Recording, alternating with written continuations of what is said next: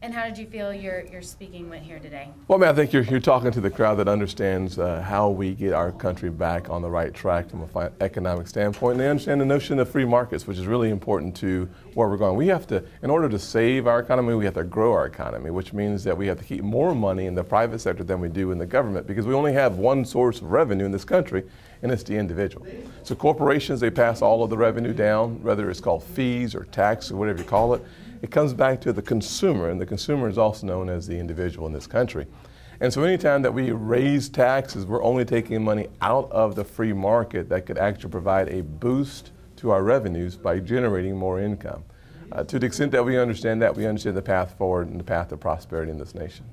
You spoke that it's not a Democrat problem, it's not a Republican problem, it's a math problem. Absolutely. But the Republicans are the minority in the Senate. How do you go there and speak for South Carolina? I think it's real simple that if you realize that the country is still center right, the country's majority is a country that wants us to be back on the path of fiscal sanity. And that means that the message that resonates with the folks outside is the exact same message that will resonate with the majority of the folks in the country. And to the extent that we don't pay attention, we have a better opportunity to becoming the majority party in the Senate.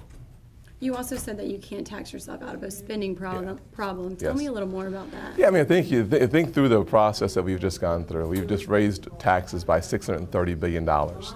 And on day one after that tax increase, we were supposed to be finished with tax conversation.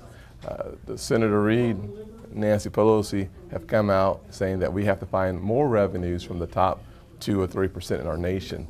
In other words, they recognize the fact that the gimmick of raising taxes to solve our problem isn't going to work. So now they're looking for more revenue streams to come out of the top percentage of the top 2% of Americans. The challenge with that, of course, is that the payroll tax hits all Americans, and that just went back up. So the first paycheck of the year puts in frame the fact that the conversation around taxation on just the top 2%, it was a misnomer at the beginning. I didn't hear you speak on gun control laws at all today. Is there anything that you can speak on today? Well, I think one of the things I'm waiting for is for the results of the Vice President's commission. The thing I suggested on the stage is my parting point, which was the most important point. We're not going to have an executive order that trumps the Constitution, and we certainly won't stand for it on the Second Amendment. So anyone that thinks that there's a way for the president to just sign a piece of paper and do away with the Constitution on the Second Amendment, that is the fastest way to get the United States of America and its citizens in an uproar that we've never seen before. What are your thoughts on a solution? Obviously there is an issue with gun control. Talk to me about your thoughts on a solution. Well, I think there's an issue with violence in our nation.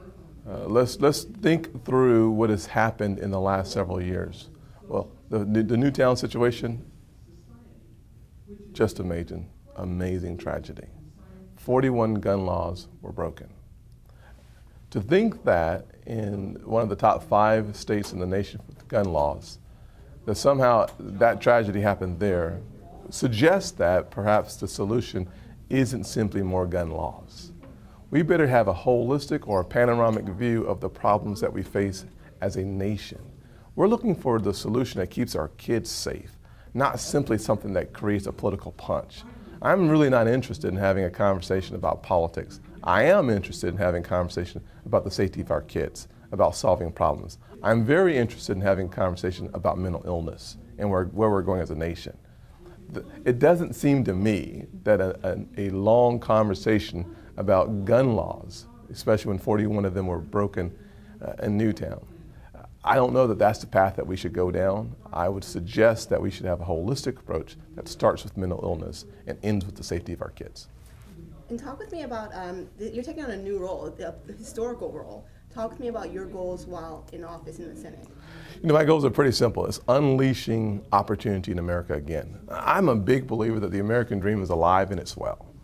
We have a lot to do to encourage optimism to be a part of the framework of the average person today. You hear so much bickering and so many challenges coming out of DC that you think that everything's going wrong. Well, the fact of the matter is that we have the largest economy in all of the world. We have the greatest military in the existence of man. We're getting ready to see the greatest scientific and technological advancements and discoveries we've ever seen. Most of it's being led by America. The fact of the matter is our future is incredibly bright. But for us to have the brightest future possible, we have to digest something that's very, very difficult. It's called delayed gratification, also known as discipline. One of the greatest challenges that we have is that we can overcome any obstacle, but we have to have the discipline to stay the course. Something I wanted to bring up, Georgetown County, where you were just at, they are making it mandatory that they put a armed guard in their schools. Do you think that that's something that South Carolina should adapt to?